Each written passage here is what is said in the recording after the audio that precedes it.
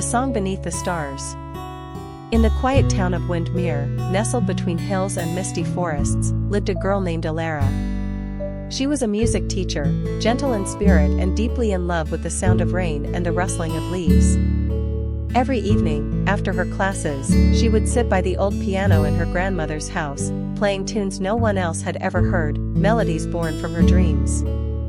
One evening in autumn, as golden leaves danced in the wind, a new neighbor moved into the cottage next door.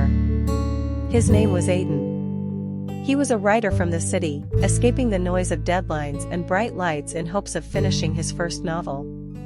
Aidan was quiet, observant, and always had a notebook in hand. Their first meeting was simple. Alara was picking apples from the tree that leaned slightly into his garden. She apologized when one rolled onto his porch. Aidan just smiled and handed it back to her, saying, "Every story begins with something small. Maybe this is ours." Days passed. The two started crossing paths more often, at the little bookstore, the lakeside trail, and eventually, at Alara's front porch where she played the piano. One night, he left a note on her doorstep, "Your music tells stories. Would you let me write one with you?" From then on, evenings turned into shared hours. She played, he wrote. She told him about how her mother had been a singer, how she died when Alara was young, and how the piano was the only thing that helped her speak when words weren't enough. Aidan, in turn, revealed how he once loved someone who left him for the path of fame, leaving behind silence that echoed in his heart for years. Winter blanketed Windmere in snow, but the fire between them grew. They spent Christmas under a blanket of stars, singing carols she composed and reading chapters he had written. They laughed, fought over silly things like what tea was better, and talked about dreams. Hers of composing a song that would be remembered, his of writing a story that would last beyond time. One evening, Alara played a new piece for him.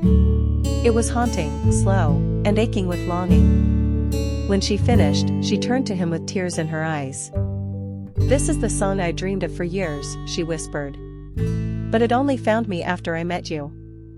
Aidan kissed her then, gently and without hurry, like he had been waiting for the right moment in the story to do so. Spring came. His book was done. Her song was ready. At the town's annual spring festival, Alara performed her song for the first time in public while Aidan read a passage from his book, one inspired by her music, her courage, and her love. The crowd stood in silent awe. The mayor later called it the moment Windmere felt like magic. Years passed. They got married in the same meadow where Alara used to walk alone. Her piano sat near the window of their shared home, always open, always ready. His books now carried dedications to the girl who played the stars. And even in old age, when his hands trembled and her hearing faded, they still told each other stories, him with words, her with notes. Because some love stories are written not just in ink or melody, but in the silence between heartbeats, in the look across a quiet room, and in the song beneath the stars.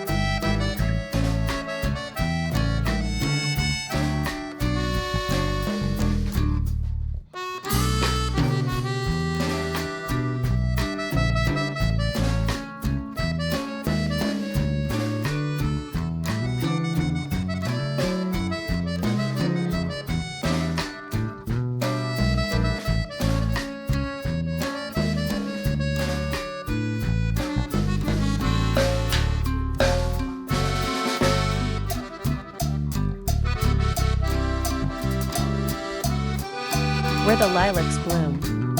A romantic love story in English. In a quiet village nestled between rolling hills and endless fields of lilacs, there lived a girl named Alara. She was a florist, gentle, soft-spoken, with hands that knew how to coax beauty out of even the most reluctant blossoms. Every morning, she would walk barefoot through the dew-kissed grass to her little shop, the blooming hour, where people came not just for flowers, but for the warmth in her smile. One early spring, the village welcomed a newcomer, Aidan, a writer from the city, escaping noise, heartbreak, and deadlines. He rented a small cottage near the lake, hoping the silence of the countryside would help him finish the novel he'd been struggling with for years. What he didn't expect was to find inspiration blooming at the edge of the flower shop window. Their first meeting was simple. Aidan had accidentally knocked over a vase while reaching for a bouquet. "I'm better with words than I am with glass," he joked, and Alara laughed, a laugh so sincere it startled him. From then on, he began to visit often. Sometimes to buy flowers. Sometimes just to see her.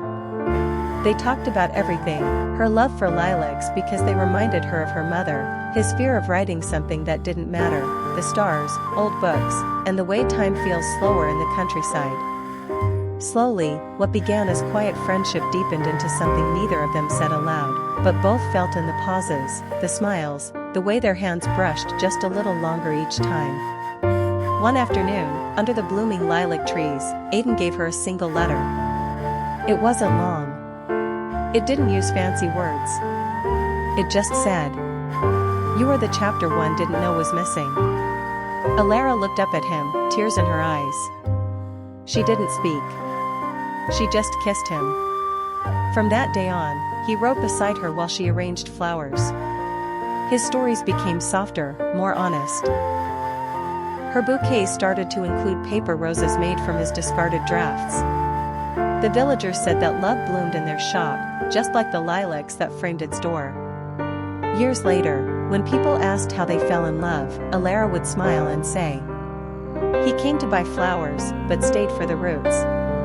And Aidan, always scribbling in his notebook, would add, "Because real love doesn't just bloom, it takes root and grows."